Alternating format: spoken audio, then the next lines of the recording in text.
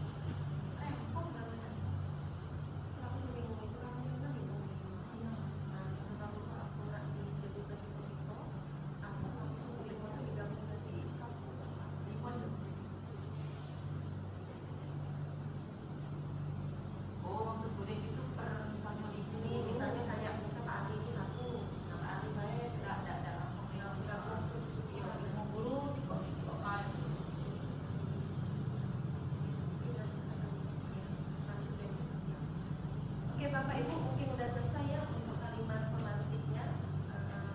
Itu mau dikumpulkan atau gimana? Budi-budi. Oh nanti ya. Silakan dipegang dulu ya untuk Bapak.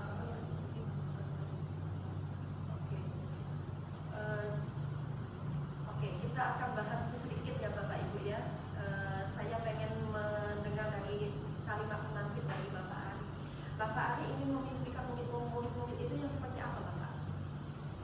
Kalau saya sih memimpikan murid-murid yang ketika kita masuk ke kelas itu murid itu sangat bersemangat mereka buka kelas untuk mencari ilmu pengetahuan yang mereka kita bagikan. Betul sekali ya. Jadi kita ini pengen menjadi guru itu yang diimpikan oleh siswa kita ya. Jadi dinanti-nanti setiap kedatangan kita selalu dinanti oleh siswa kita ya. Karena memang Bapak sesuai dengan filosofi Pak Ki Hajar Dewantara, dia mengajarkan bahwa kita ini harus menjadi sosok guru itu yang seperti itu, yang memang harus dinanti oleh siswa kita, bukan yang dibenci. Kalau seandainya guru tidak masuk, alhamdulillah Bapak Ibu nggak masuk, nah seperti itu. Kalau bisa jangan seperti itu. Jadi kita ini meminta seperti guru itu yang memang selalu dinanti oleh anak-anak kita. Satu lagi ya, coba Ibu Dika, bisa ya Ibu Dika ya. Ibu Dika itu percaya bahwa murid itu apa itu?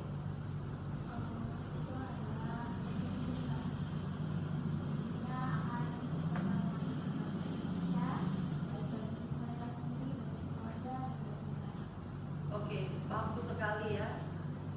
Bagus sekali ya dari Ibu Dika ya. Memang betul sekali ya Bapak Ibu ya. Karena kita ini siswa itu adalah generasi penerus kita. Sehingga kalau siswa kita memang mulai dari sekarang sudah mempunyai bakat yang terpendam ya, profesional, mungkin dia bisa menjadi pemimpin bangsa nanti yang lebih baik, yang bisa membuat bangsa kita ini menjadi lebih bagus lagi ya Bu ya. Mungkin itu saja ya untuk kalimat pemantik. Kita lanjut lagi untuk yang selanjutnya. Oke, visi. Visi itu maksudnya visi itu adalah representasi visual kita akan masa depan. Ya, jadi kita memang setiap sekolah, setiap diri kita itu harus mempunyai visi. Kita harus ada visi pertama kali yang bisa membuat kita menjadi bermotivasi untuk membentuk diri kita menjadi lebih baik lagi. Begitupun juga sekolah. Kalau sekolah mempunyai visi, otomatis sekolah itu akan menjadi lebih berkembang, lebih baik, lebih bagus lagi, bisa menjadi daya saing untuk sekolah-sekolah yang lain. Ya. Terus di sini visi tanpa eksekusi adalah lamunan. Ya. Eksekusi tanpa visi adalah mimpi buruk.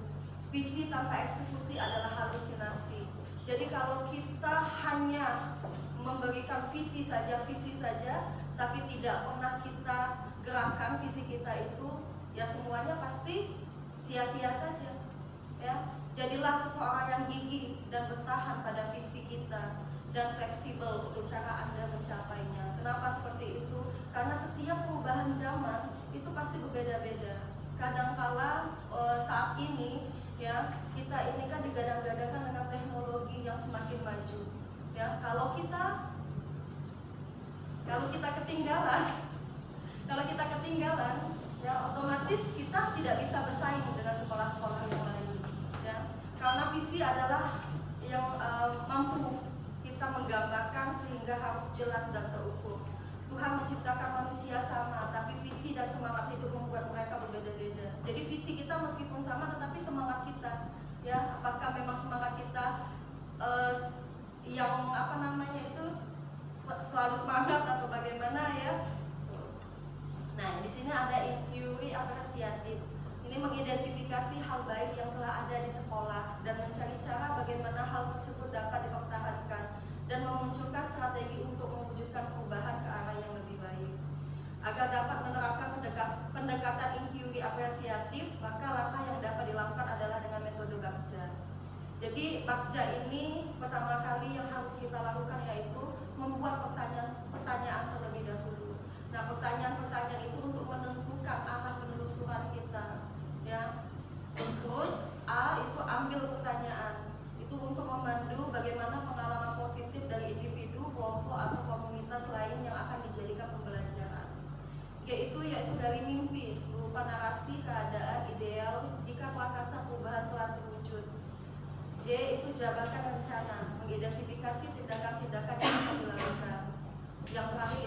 yang terakhir adalah aku eksekusi, yaitu membantu transformasi rencana menjadi nyata. Itu adalah Bagja. Nah, di sini saya menjelaskan tentang visi sekolah kita, yaitu menghasilkan lulusan yang berwawasan Islami dan profesional. Nah, menurut Bapak Ibu, apakah kita sudah menghasilkan lulusan berwawasan Islami dan profesional? Bagaimana menurut Bapak Ibu? Apakah kita sudah menghasilkan lulusan tersebut? Ya, ya. Insya Allah, alhamdulillah sudah ya, karena kita memang sudah menghasilkan lulusan yang berwawasan Islami dan profesional. Di sini kami setiap pagi selalu membaca Quran ya, satu ayat kalau nggak salah ya, satu ayat ya. Terus kami juga di sini sholat berjamaah dulu di sini Bu, ya, setiap waktu sholat. Jadi di sini kami memang sudah mengagendakan secara rutin untuk membaca Al-Quran setiap pagi, sholat berjamaah.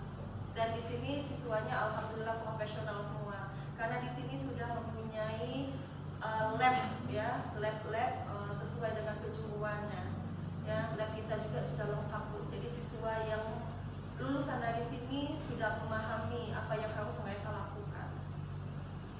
Nah, di sini visi bersama yaitu mewujudkan generasi yang berakhlak mulia, cerdas, profesional, terampil, produktif, berjiwa mandiri dan berorientasi pada kerja teknologi industri. Ya, ini adalah visi kami bersama Bu. Ya, kami alhamdulillah di sini guru-gurunya masih muda-muda semua, ya, mempunyai pengalaman yang luas sekali, yang ingin membuat anaknya menjadi cerdas dan produktif.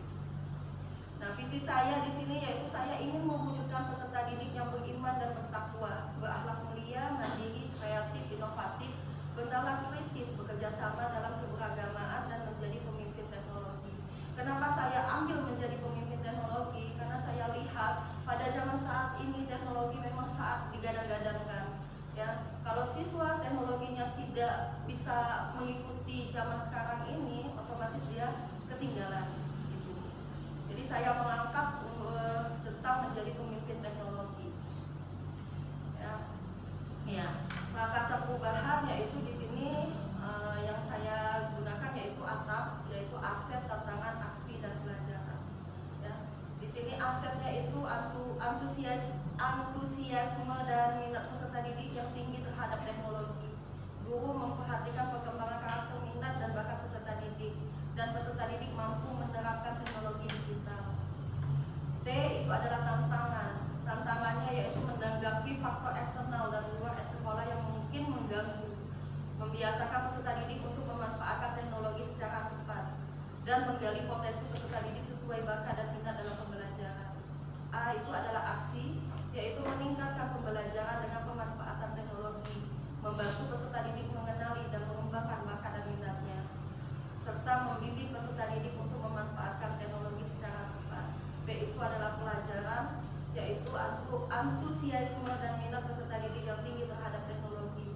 Guru memperhatikan perkembangan karakter, minat dan bakat peserta didik. Peserta didik mampu menerapkan teknologi digital. Kenapa di sini saya menggadang-gadangkan teknologi? Memang teknologi ini sangat penting untuk saat ini. Makanya saya mengangkat teknologi itu. Ya. Nah, di sini adalah prakasa perubahan atap sekolah. Ya, yaitu kami di sini membiasakan budaya salaman dengan guru, membaca ayat Al-Quran dan sholat berjamaah.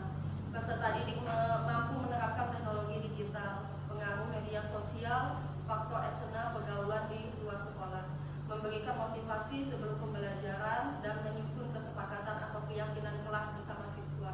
Guru memberikan teladan atau contoh yang baik, meningkatnya motivasi siswa dalam beribadah dan meningkatnya sikap dan perilaku sopan santun. Nah, prakasa perubahan yang akan saya lakukan di sini yaitu meningkatkan kreativitas dan motivasi belajar peserta didik melalui pemanfaatan teknologi. Ya, karena memang sekarang ini kita semuanya itu menggunakan teknologi. Untuk ujian saja Bu, kami di sini memanfaatkan teknologi, tidak lagi menggunakan kertas. Jadi menggunakan handphone, kita menggunakan Google Form. Ya. Nah, di sini yang ingin saya lakukan untuk perubahan sekolah, memang di sekolah kami ini belum ada yang namanya komunitas belajar.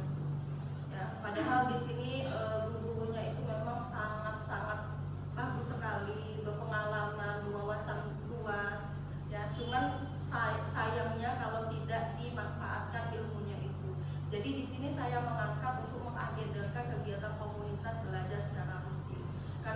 saya yang tahu tentang misalnya kayak Google Site, mungkin Pak Ali nggak tahu tentang Google Site, yang tahu Pak Ali cuma Google Drive, ya.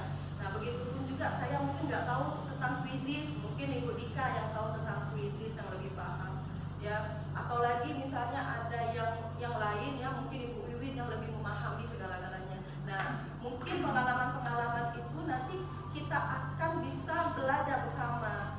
Nah, dari pengalaman Pak Ali, Bu Dika, Bu Yana, Bu Yulis, dan Bu Wiwit, ya, itu bisa membuat kita mempunyai banyak ilmu, ya, karena setiap orang pasti berbeda-beda ilmunya, ya. Mungkin kita memahami Canva, belum tentu Pak Ali kayak gitu. Jadi makanya saya Prakarsa Perubahan Sekolah ini saya mengambil tema yaitu untuk melakukan atau mengagendakan kegiatan komunitas belajar secara Insya Allah kalau seandainya di ACC oleh aku.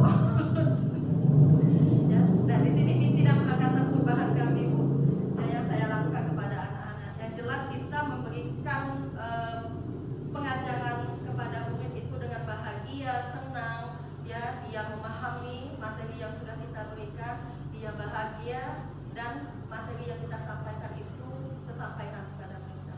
Ini adalah kegiatan saya di saat saya belajar.